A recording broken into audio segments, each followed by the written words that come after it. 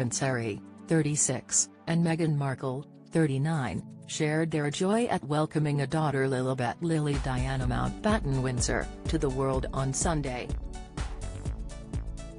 Baby Lily was born in hospital in California not far from the Sussexes' Montecito mansion and is expected to be raised in the USA alongside her big brother Archie Harrison, too. While Harry and Meghan have quit the firm, they have held onto their Duke and Duchess of Sussex titles, and Harry has kept his place as sixth in the line of succession.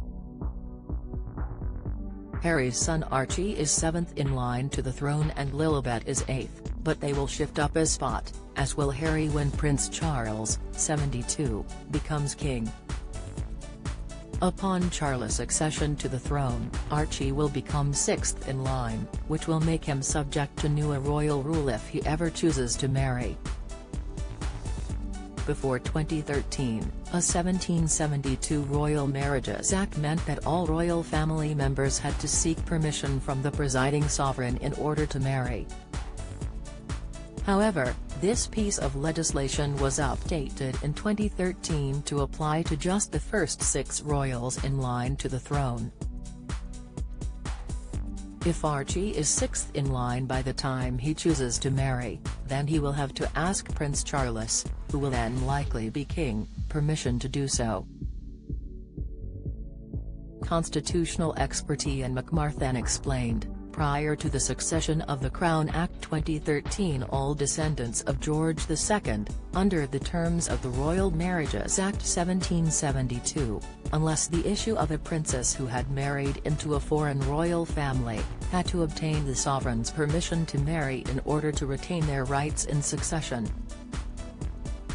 The 2013 Act sought to bring multiple pieces of outdated and discriminatory legislation relating to the monarchy up to date, and through this act male primogeniture was abolished, allowing the firstborn child irrespective of gender to become heir apparent. The disqualification from inheriting the throne by marrying a Catholic was removed, and the Royal Marriages Act of 1772 was repealed, resulting in only the first 6 in line to the throne being required to obtain the sovereign's permission. The expert added, consequently, should the children of the Duke and Duchess of Cambridge wish to marry, they will be required to seek the sovereign's permission. Rather than moving further away from this requirement, the Cambridge children will move closer when their grandfather, the Prince of Wales, inherits the throne.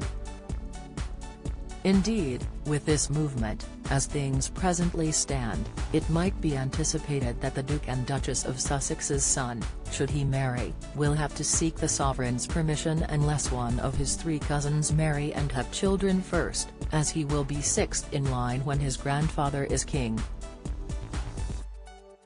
However, even once her grandfather is king, Lilibet will be seventh in line to the throne, and will therefore not have to ask the king's permission to tie the knot. Will Lilibet take a royal title?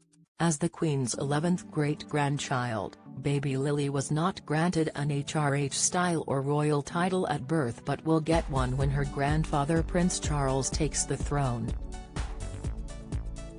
Mr. McMartin said, as with any child of the Duke of Sussex, they will have, upon the accession of Prince Charles, and unless George V's letters patent of 1917 have been amended, the right to use the style HRH and the title Princess or Prince. Despite calls being made for the Duke to be stripped of his titles, the fact remains he was born a prince, and it is by this fact that any children he may have will derive their own royal status. He added, unless changes are made through parliamentary statute, letters patent, or discretionary action, this fact will remain unaltered, as will the consequences of it.